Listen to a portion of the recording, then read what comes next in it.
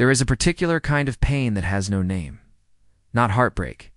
Heartbreak requires something to have been offered and taken away. Not rejection. Rejection requires an acknowledgement that you exist. This pain is quieter than both of those. It is the pain of being looked through, of standing directly in front of someone and watching their eyes move past you like you are made of glass, of knowing with a certainty that lives in the body before the mind catches up that the person looking through you sees you perfectly and chooses every single time to unsee. River Ashton knew his pain better than his own name. He had known it for 2 years, and the person who had given it to him was Zane Ellis, the boy who sat 3 desks away in AP Literature, who had once, on a rainy Tuesday in September, changed the entire direction of River's life without meaning to. It had started the way these things always start, without announcement, without warning, in the most ordinary possible moment. First day of junior year. River had arrived late to AP Literature. His locker had jammed, then he'd gone to the wrong classroom. Then he'd walked into the right classroom and found every seat taken except one. He'd slid into it breathless, still pulling his notebook out of his bag. When the teacher began speaking, the boy next to the empty seat had glanced at him. Just a glance. The kind you give someone who arrives late, a quick assessment. It's automatic and meaningless. Except it had lasted 3 seconds too long. And in those 3 seconds, River had looked back. Dark brown eyes, curly dark hair, slightly overgrown, a jaw that was still deciding what it wanted to be, sharp in some lights, soft in others. A blue flannel shirt. A paperback novel tucked under his arm, not the assigned text. A different one, dog-eared and clearly. Loved 3 seconds. Then the boy looked back at the front of the room. River looked down at his blank notebook page. His heart was doing something entirely new. His name was Zane Ellis. River learned this from the attendance sheet. He learned other things gradually. The way you learn things about someone you are trying very hard not to be obvious about. Observing, Zane was quiet in class, but not absent. He had the particular quality of someone who listened completely and spoke rarely, and when he spoke it mattered. He answered questions with the careful precision of someone who had already considered 3 possible answers and selected the best one. Their AP Lit teacher, Mr. Okafor, had a habit of directing the hard questions to Zane, and Zane had a habit of looking slightly pained about this before answering brilliantly anyway. He ate lunch alone. Sometimes not sadly. Not in the way of someone without options, but in the way of someone who found their own company sufficient and didn't see solitude as a problem to be solved. He was in the school's drama club, which River found out because he saw the rehearsal schedule on the bulletin board with Zane's name on the cast list. He played secondary characters, never leads. It's always the role that was crucial to the story, but didn't require the spotlight. He was, in the particular taxonomy of high school, neither popular nor unpopular. He existed in the middle space known, generally liked, not socially central. He had a small group of friends. Marcus, who was loud and warm and played bass in a band. Sasha, who was intense and artistic and always had paint somewhere on her hands. River observed all of this from a careful distance. He was very careful. He was also hopelessly and helplessly, completely fascinated, the thing that changed everything. The first thing happened on a Tuesday in October. It was raining. The kind of October rain that means business, gray and steady and cold. River had stayed after school to finish a project in the art room, and by the time he packed up and headed for the exit, the rain had gotten serious and he'd forgotten his umbrella. He stood in the covered entrance of the school, looking at the rain, calculating whether he could make it to the bus stop without being completely soaked. He was deciding that probably. Not when someone stopped beside him. He glanced over. Zane Ellis. With Anne. Umbrella. They looked at each other. River waited for the look-through. For the eyes to slide past him the way they always did in the 3DS's part reality of AP Lit, where they had never once spoken despite sitting in proximity 5 days a week for 6 weeks. Instead, Zane said, "Do you live far?" River blinked. About 8 blocks. Zane considered the rain. Then he held out the umbrella, not offering to share it, offering to give it entirely. Take it! I have a ride. Can't take your eye. I have a ride, Zane repeated simply, and held out the umbrella until River took it. Their fingers touched in the handoff. Just briefly. Just for a moment, River walked home in the rain under Zane Ellis's umbrella, which smelled like cedar and old books.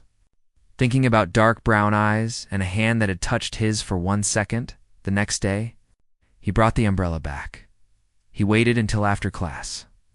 When most people had filed out and placed it on Zane's desk, "Thank you," he said. For yesterday, Zane looked at the umbrella, then at River, and for one moment, one completely unguarded. Unmanaged moment, something moved in his face that River didn't have words for yet. "It's just an umbrella," Zane said. "Still," River said. He picked up his bag and left. He did not see because he was already at the door. Zane picked up the umbrella and hold it for a moment before putting it away. He did not see the expression that stayed on Zane's face for a full minute after River left the room. He didn't see any of it, but it happened. After the umbrella, River had hoped that something would be different. It wasn't class. In class, Zane looked through him. In the hallways, Zane looked through him. In the lunchroom on the 2 occasions, their paths crossed. Zane looked through him. It was so consistent and so complete that River began to question his own memory. Had he imagined the 3 seconds?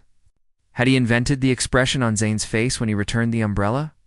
He was a junior in high school, 17 years old, and he was spending a truly embarrassing amount of his mental energy on a boy who apparently did not register his existence.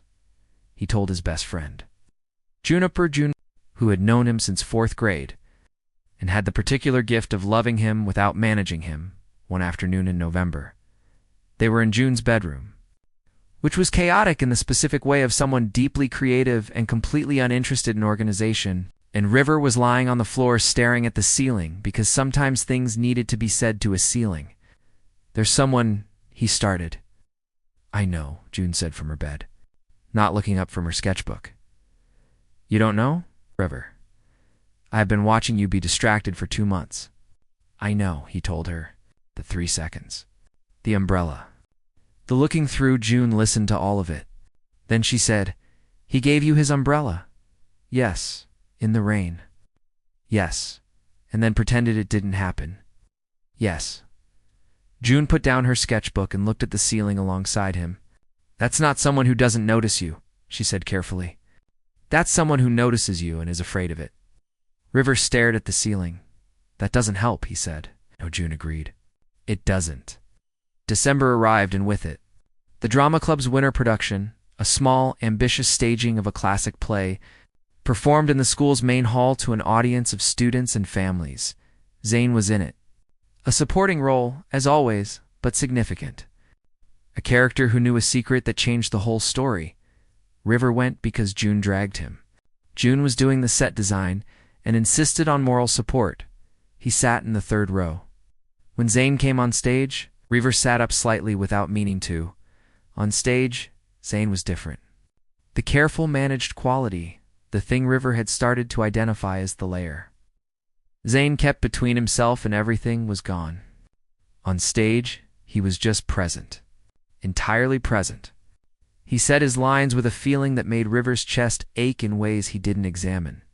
And when he delivered the scene's pivotal moment, the secret, revealed, the hall went quiet, with the specific quiet of an audience being genuinely moved. River stared. "Who are you?" he thought. "Who are you when nobody's watching?"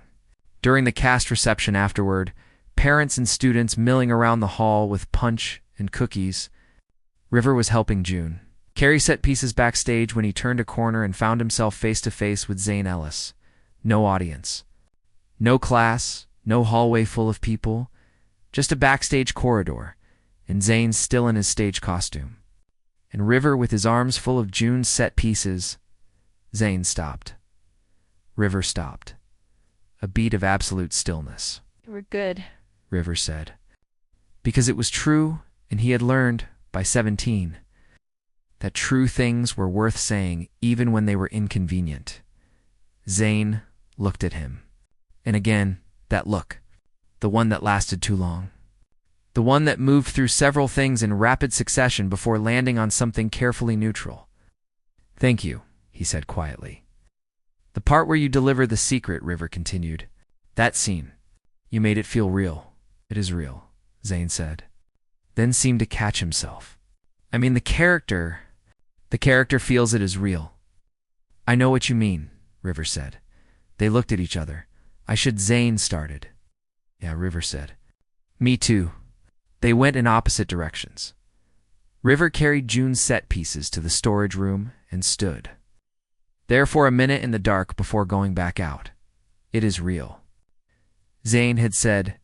He had corrected himself. But he had said it. Senior year arrived. River had, over the summer, done what people do when they are trying to get over something. He'd stayed busy. He'd worked a part-time job at a bookshop. He'd read too much. He'd had several long, honest conversations with June about what it meant to want someone who seemed to actively choose not to acknowledge you. You deserve someone who chooses you out loud. June said, "I know," River said. "So let it go." "I know," River said. He came back to senior year having sincerely attempted to let it go for approximately 2 weeks. It worked. Then AP Lit had a new seating arrangement, alphabetical, and River Ashton, and had one desk directly in front of Zane Ellis, the universe. River thought, had a genuinely terrible sense of humor. The proximity was a specific kind of torment. He could hear Zane breathe, could hear the sound of his pen on paper. Once Zane's knee bumped the back of River's chair, and Zane said sorry quietly, just the one word, into the back of River's head, and River spent the rest of the class period not being able to think about anything else. They still didn't speak. Not really. The occasional necessary exchange. Did Mr. O'Coffer say the essay was due Thursday or Friday? Thursday, conducted with the careful neutrality of strangers, which they were.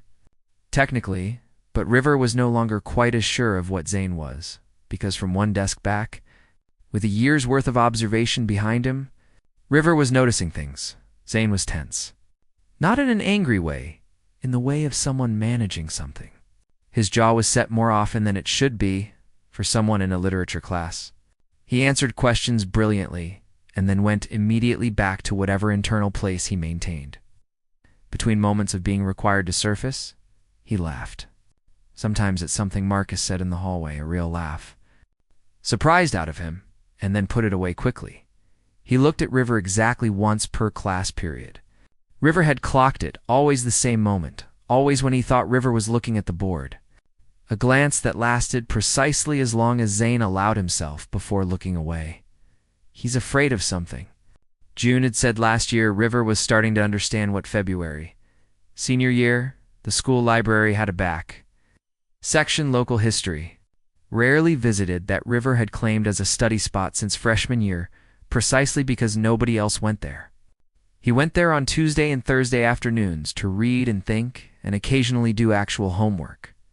On a Thursday in February, he arrived to find someone already in his corner.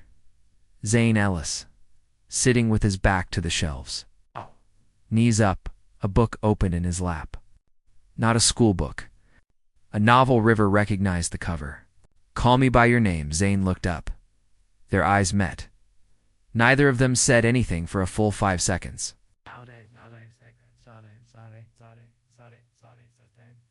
Starting to gather his things. "I didn't know this was It's Not Mine," River said. "There's room." Zane stopped gathering.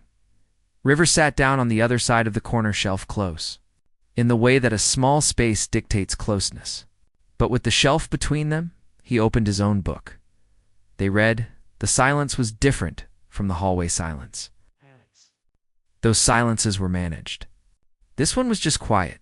2 people in a small space reading, the afternoon light coming through the high library windows. After 20 minutes, Zane said without looking up from his book, "Have you read it?" River looked at the shelf between them. "Yes," he said. "Last year, what did you think?" River considered the honest answer. "I thought it was about the terror of wanting something you don't have words for yet." Pause. "Yes. Yes." Zane said quietly. That's exactly what it's about. He didn't say anything else. But the following Tuesday, Zane was in the library corner again. And Thursday, and the Tuesday after that, they read in parallel. Occasionally they spoke about books, about specific, careful, literary things that were somehow also not about books at all. The character keeps choosing silence, River said once. Even when speaking would fix everything. He's not choosing silence, Zane said. He's choosing safety. They looked the same from the outside. River looked at the shelf between them. Do they look the same from the inside? He asked. A long pause. No, Zane said. From the inside, they feel completely different. River ran into Marcus at the bookshop where he worked on a Saturday in March. Marcus was looking for a birthday gift, something for Sasha, who was hard to buy for, and River helped him find it. And then they were at the register, and Marcus was the kind of person who talked naturally with everyone. So they talked. At some point, Marcus said, with the casual ease of someone who didn't know he was handing over something significant, "You know Zane talks about you?" River looked up from the register. Sorry. Zane, he mentions you sometimes. Marcus seemed to realize he might have said something unexpected. Just in passing? Like, River recommended this book, or River said something in Lit today. Stuff like that. He shrugged. I always figured you guys were friends. Or not really, River said carefully. Marcus looked slightly confused. Huh. He talks about you like you are. River put Marcus's book in a bag. Have a good Saturday, he said. He thought about it for the rest of his shift. The whole shift. 8 hours. River recommended this book. River said something in Lit today. Zane talked about him. Zane, who looked through him in hallways and sat one desk back and had never once, in 2 years, chosen to acknowledge him outside of carefully controlled circumstances. Zane talked about him to his friends. River drove home after his shift and sat in his car in the driveway for 15 minutes. He loves you in secret. Something in him said quietly, and he's terrified. April, the kind of spring storm that arrives without, apology heavy and sudden and determined. River was at school late working on a college application essay in the computer lab when the weather turned serious. By the time he packed up, rain was hammering the windows and lightning was doing things that suggested walking home was not a good plan, he texted. June, no response. She was at dinner with her family. He sat in the school entrance. Watching the rain, calculating options, the entrance doors opened. Zane came in from outside, completely soaked. He'd clearly been caught in the storm on his way to retrieve something he'd left behind. His dark curly hair was plastered to his forehead. He was carrying a jacket that had done approximately nothing useful. He stopped when he saw River. River looked at him. Forgotten something? River asked. My phone charger, Zane said. He looked at the rain beyond the doors. You're stuck. My ride isn't available. Zane looked at his own phone, presumably checking something. Then, I can drive you. River looked at him. You don't have to, it's a bad storm, Zane said. Simply the way he'd said, I have a ride 2 years ago. As if the offer required no justification beyond its own practicality, they went to retrieve the charger. They walked to Zane's car in the parking lot, a 10-second sprint through the rain that left them both damp despite running. The car smelled like cedar and old books. River recognized the smell immediately. Zane started the engine. The rain hammered the roof. Where do you live? Zane asked. River told him. Zane drove. The storm made everything intimate. The enclosed space. The rain sound surrounding them, the wipers moving steadily. The world outside reduced to moving water and headlights. They were quiet for 2 blocks. Then River said, Why do you do that? Zane kept his eyes on the road. Do what? Look through me. River kept his voice level. Not accusatory, just honest. In the halls? In class. Like you've decided I don't exist. The wipers moved. The rain moved. Zane said nothing for long enough that River thought he wasn't going to answer. Then, I don't look through you. You do. No, it looks like that. Zane said quietly. I know. They look the same from the outside, River remembered him saying. But from the inside, they feel completely different. What does it look like from the inside? River asked. Zane's hands were steady on the wheel, but his jaw was doing that thing, the managed thing, like trying very hard, he said. Not to make something obvious that I can't afford to make. Obvious. The car was very quiet, except for the rain. River's heart was doing that new thing again, the thing it had first done on a Tuesday in September. 2 years ago, when dark brown eyes had held his for 3 seconds too long. Zane, River said. Don't, Zane said, soft, not harsh. Almost like a request. Okay, River said. They drove the rest of the way in silence. Zane pulled up to River's house. The rain was slightly quieter now, the storm beginning to ease. River unbuckled his seatbelt. Thank you, he said, for the ride. Just a ride, Zane said. The echo of it's just an umbrella 2 years ago. Same voice, same careful deflection. River looked at him. Zane, he said gently, you can't keep giving me things and pretending you didn't. Got out of the car, he went inside, he stood in his hallway listening to the rain ease and the sound of Zane's car not driving away for a full minute, before it finally did, the following Tuesday. River went to the library corner. He didn't know if Zane would come. He brought his book, and he sat down, and he opened it, and he read Dot at 4:15. Zane arrived. He sat down on his side of the shelf. He didn't open a book.